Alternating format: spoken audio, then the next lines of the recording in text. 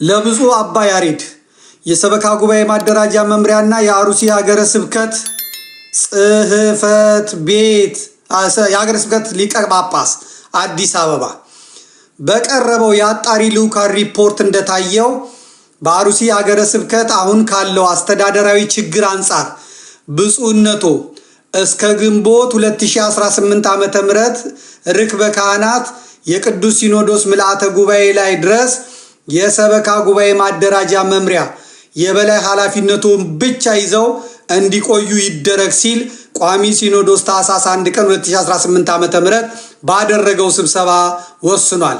ስለዚህ በቋሚ ሲኖዶስ ውሳኔ መሰረት እስከ ግንቦት 2018 ዓመተ ምህረት ርክበ ካህናት የቅዱስ ሲኖዶስ ምልአተ ጉባኤ ድረስ ለጊዜው የሰበካ ጉባኤ ማደራጃ መምሪያ የበላይ ኃላፊነቶች ብቻ ይዘው እየሰሩ እንዲቆዩ የተወሰነ መሆኑን እናስታውቃለን።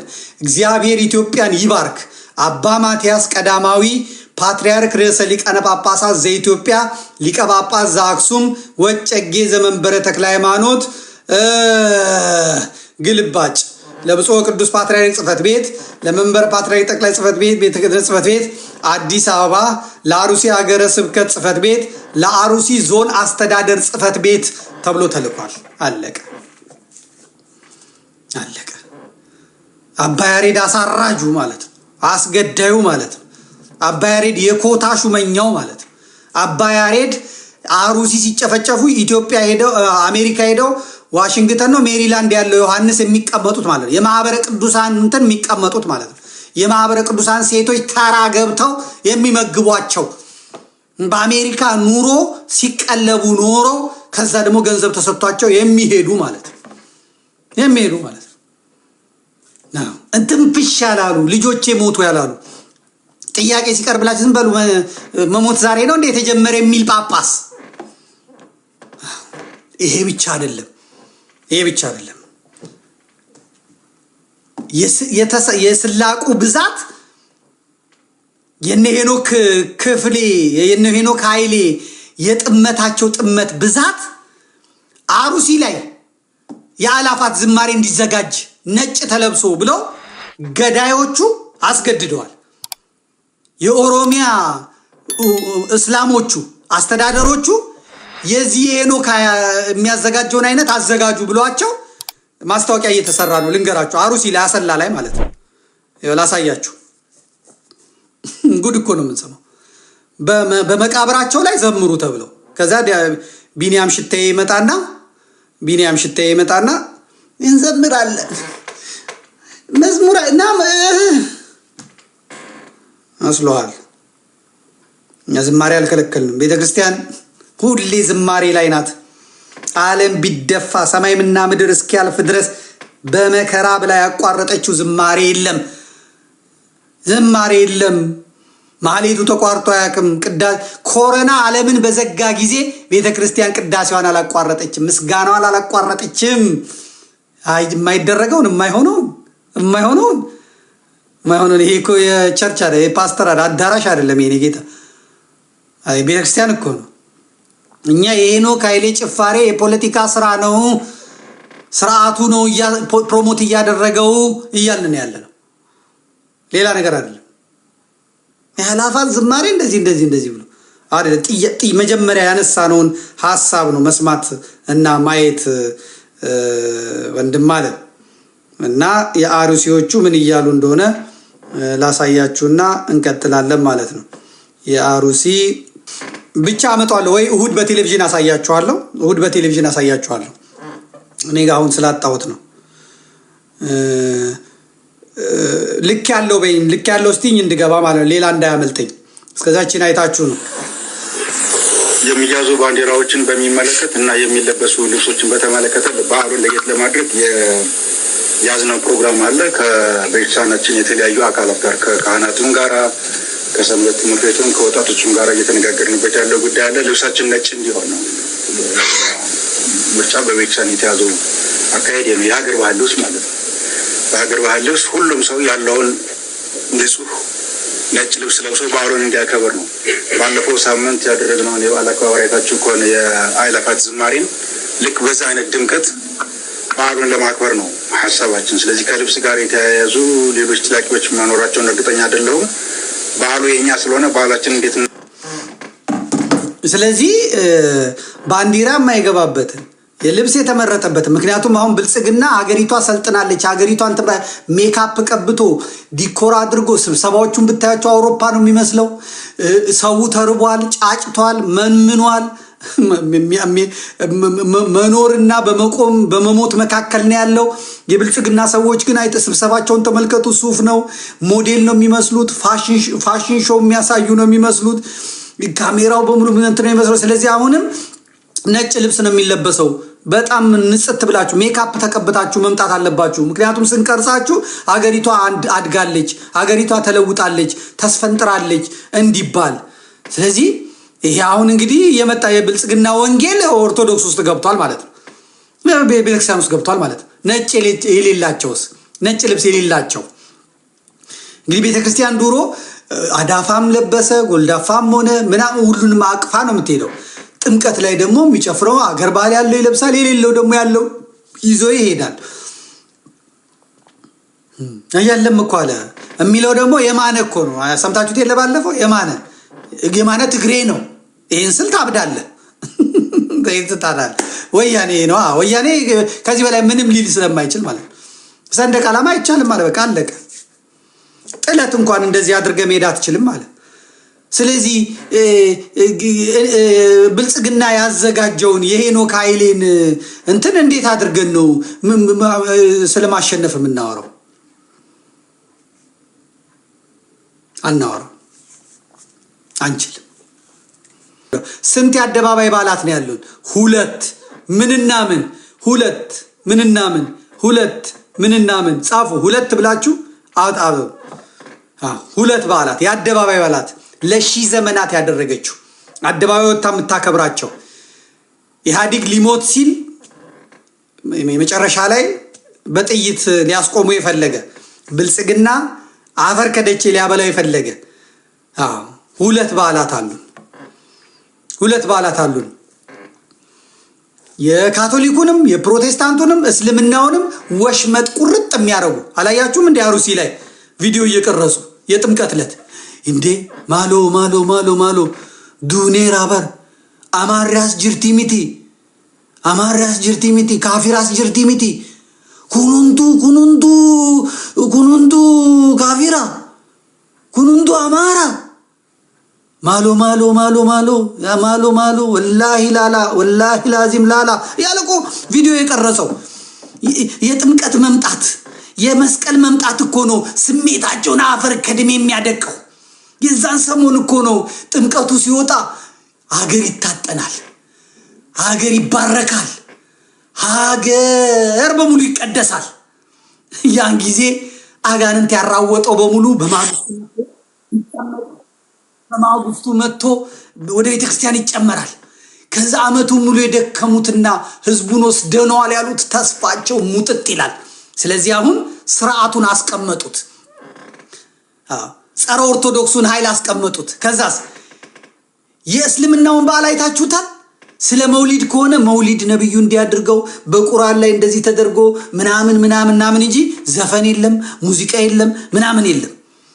ሼክ ከሌ ቤት እንሂድ ነው፣ ማንትስዬ ቤት እንሂድ ነው፣ ነሺዳ ነው። የጾም ዕለት እንደውም መንግስት በበጀት ሲያበላ ቤተ መንግስት ሲያስፈጥር ነው የሚኖር። ጥምቀት ሲመጣት እንደናሽ ጋር አገዳው ከዛ የሚጠየቀው ማን ነው? አርቲስት ከሌ ቤት አርቲስት ከሌ አቤት የጥምቀትን በዓል እንዴት ነው የምታከብረው?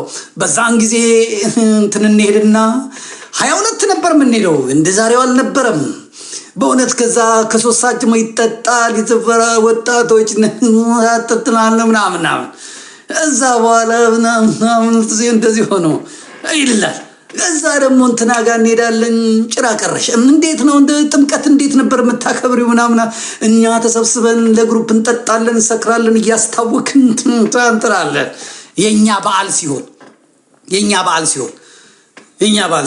የእስልምናው ሲሆን ግን ነብዩ ሰላም እንዲህ አሉ።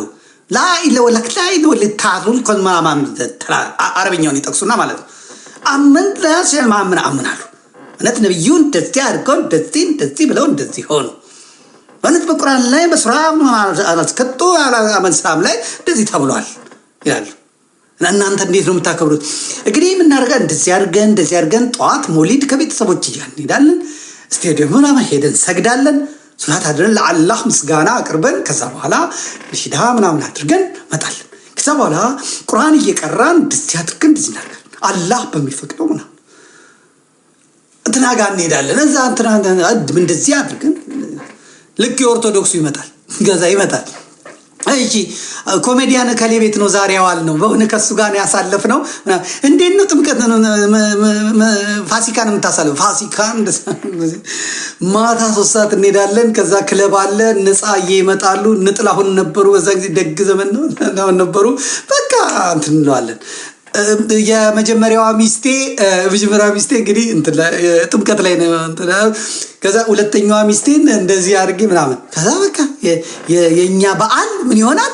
እንትን ሊቃውንት ጠፍተው ነው፣ መምህራን ጠፍተው ነው፣ ብሉያቱን አዲሳቱን የሚያመሰጥሩ ጠፍተው ነው።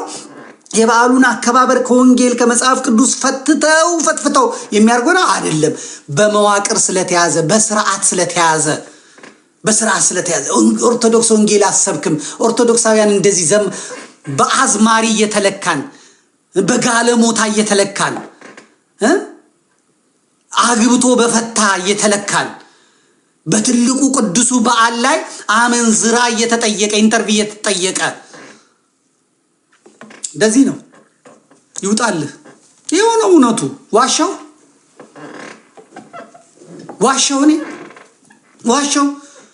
አሁን ገና እየመጣ ነው፣ እየተዘጋጁ ነው። ኮንሰርቱ እየተዘጋጀ ነው። ኮንሰርቱ የበዓል ዝግጅቱም ተዘጋጅቷል። የሚጠየቁት አርቲስቶች ወጥተዋል። 6 የፈታች ዘልዛላ ቤተክርስቲያን ሄዳ ማታስቀድስ ማትጾም ማትጸልይ የንስሐ አባት የሌለው ጋለሞታ ተሰብስቦ እሱ ነው የሚጠየቀው። አሁን የልደት ዕለት ጌታ እንዴት ተወለደ? እንግዲህ እኛ የልደት ዕለት አገር ቤት እንመታለን።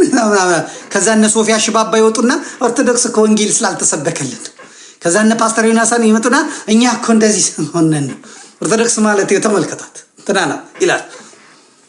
ፈንዳ እውነቱ ይሄ ነው። ፈንዳ የገና በዓል ማክበር ያለባት ኦርቶዶክሳዊት ቤተክርስቲያን ናት። ጴንጤ ምን አገባው? ስለ ገና በዓል ምን አገባው? ጥምቀት ጴንጤ ምን አገባው? ካቶሊክ ምን አገባው? በኢሬቻ የሚያገባው አለ? የለም። በመውሊድ የሚያገባው አለ? የለም። በመጽሐፍ ቅዱስ ላይ ያልተጻፈ የልደትና የፋሲካ የጥምቀት በዓል የምታከብረው ምን ኬት አምጥተህ ነው? ኢትዮጵያ ያለችው የካቶሊክ ቤተክርስቲያን ስለ ጌታ ልደት ታኅሳስ 9 ማክበር ምን አገባት? ምን ይመለከታታል? የኢትዮጵያ ብቻ ነው እሱ። ያውም የኢትዮጵያ ኦርቶዶክስ ተዋሕዶ ቤተክርስቲያን ብቻ ነው።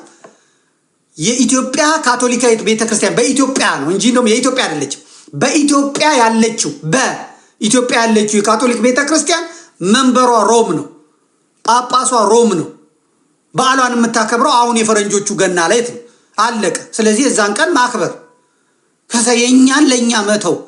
ካህናቶቻችን ወስዳችሁ የሮም ካቶሊክ የማታውቀውን ዲያቆናቶቻችን ወስዳችሁ ቅዱስ ያሬድ ማህሌታችንን ወስዳችሁ ቅዳሴያችንን ወስዳችሁ እኛን መስላችሁ እንደ ተኩላ የበግ ለምድ ለብሳችሁ በጎቻችንን ከልካ የላችሁማ፣ ጠያቂ የላችሁማ። ፈንዳ እየጠየቁ ነው። ጴንጤ ምን አገባና ነው ከፓትርያርኩ እኩል ቁጭ ብለህ እንኳን ለብርሃነ ልደቱ አደረሳችሁ በእውነት ጌታ በዚህ ቀን ተወልዶ ምናምን?